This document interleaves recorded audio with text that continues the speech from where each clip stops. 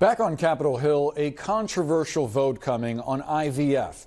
Senate Majority Leader Chuck Schumer announcing he will force a revote next week on a bill that would guarantee access to in vitro fertilization nationwide, a measure that Senate Republicans killed in June, but it's now revived after former President Trump proposed making the government or insurance companies pay for such treatments. Let's discuss with the sponsor of that IVF bill, Democratic Senator Tammy Duckworth of Illinois. Senator, I know you are a Harris campaign co-chair, but because of the Hatch Act and obviously where you're coming to us live from on the Hill, we're not going to be talking about the campaign. We want to talk about this issue, one that I know is personal for you. You had 2 daughters via IVF. We're grateful that you're here to share your story with us. I am curious about what you think Republicans might do to try to derail this effort, because reports indicate that they might vote yes, but then attach a series of amendments to demand votes on issues that they see as problematic for Democrats. Are you concerned that strategy might hurt the bill's chances? Well, obviously, if Republicans do that, it will be sending a very clear message that they truly don't support access to IVF for all Americans. I hope that they don't do that, but we'll deal with that if it comes. Frankly, we're pushing them forward with this because my colleagues have been saying all along that they support IVF. I have so many of my colleagues who say, hey, I support IVF. Great, vote for this bill. It's the Right to IVF Act. It's really simple. It just says you have the right to access IVF or other forms of assistive reproductive technology if you want to access it. It also has a provision for military men and women. I suffer from infertility as a result of my military service, and it would cover military men and women so that they could access IVF. And it also would allow for the largest employer-sponsored health plan in the world, the Federal Employee Health Benefit Plan, to cover IVF. It's really simple. If you support IVF, vote for the bill. I am curious about the finances behind this. HHS estimates that the average cost for one individual to conceive via IVF can easily exceed $40,000. How would it be paid for? Is your preference a mandate on insurance companies? Well, part of this in this bill is a provision to bring down the cost. It's also about making sure that more people can access those healthcare costs. A big part of the cost of IVF is actually the drugs. It's all of the injectables that you have to use, and we can bring down the cost of prescription drug medication. We've already started to do that. This is where using the power of mass buying will help. Again, the FEHB is the largest health insurance plan that's sponsored by an employer in the world. If you have that employee plan actually purchasing and negotiating for lower prices, you're going to bring the prices down. Do you have an estimate on how this could affect insurance premiums? I think it will bring down premiums. Again, this is something where people can, if they want to purchase additional coverage, they can. But this is about, with my Right to IVF Act, the ability to offer it, the ability to seek it, and the ability to provide the treatment if you want to as a medical provider. Now, you mentioned veterans a moment ago, and initially the bill got criticism from Senator Bill Cassidy of Louisiana because it required private insurance to provide unlimited IVF, but it had a cap, I understand, on how many treatments a veteran could get from the VA. Would that be changed in this version? Well, that's his criticism was not accurate. The bill just says that veterans should be able to access IVF.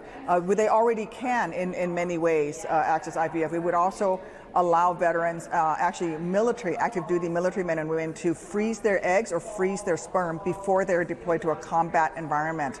So many of our service members actually lose their ability to reproduce, to have children of their own, because they step on landmines, for example. And so this would allow you to preserve your reproductive genetic material prior to going to combat. I don't think any Americans oppose that. And overall, the bill, the cost of this is not that expensive. I think the studies that I've seen shows that it's only going to be about $1.25 more in the plan overall if we have this mass participation by a large number of participants in the plan. Again, this is the power of being able to negotiate and mass buying that brings down what the price is really the cost of the drugs. Senator, there were some Republicans that were critical of your bill who put forward bills of their own attempting to enshrine IVF protections into law, even though Democrats argued that that wasn't exactly what their bill did. I'm thinking of Senators Katie Britt and Ted Cruz. Have you heard from any of them on this bill, or any other Republicans about where they stand on this? I have not heard from them directly. They're welcome to join in as a co-sponsor of my bill, and of course, I welcome their vote next week when we put it on the floor for the vote. Her bill was actually very damaging. It did two major things, which was it opened a back door to states actually dropping out of Medicare and Medicaid programs. Because it says that if you don't provide IVF, if you ban IVF in your state, and no state right now bans IVF, by the way, it just says that you can't destroy fertilized eggs, which of course is part of what happens with IVF. You just, eggs that are non-viable, that are fertilized, you discard of them. It would allow them to actually drop out of federal health insurance plans. And the other is she wanted to create a registry of all pregnant women. I do not want the federal government tracking my pregnancy. I think most women don't. And Senator, one more question on a broader note about regulation. The fertility industry currently isn't regulated by the federal government the way that other areas of healthcare are. It's largely self-policed, so things like the reporting of serious problems or errors, that's not required by law. The inspection and accreditation of labs is also something that's usually self-regulated.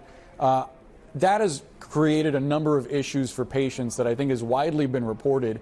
I'm wondering if you think any new legislation of IVF has to include stronger regulations to monitor the industry at the federal level and protect patients the way it's done in the United Kingdom, for example. Well, we have accreditation. JCO accreditation is an independent accreditation agency that accredits hospitals. They accredit Walter Reed, for example, where the hospital that saved my life post my injury in Iraq. And so I think we need to work with partners within the medical, the medical institutions to strengthen those requirements. And certainly I would be supportive of that. My bill specifically says that the IVF treatments that you have the right to access must be medically supported, and that means that it has to be something that is up to current medical standards. You can't use experimental technologies or anything like that. It would rule all of that out. It's standard medical practice in the industry is what we're allowing people to access. But certainly I do think that we need to make sure that people seeking fertility treatments, whether it is IUI, IVF, or just taking a pill to produce more eggs, are well regulated and are also protected, and that it is done in a safe way. Senator Tammy Duckworth, we have to leave the conversation there. Appreciate your time.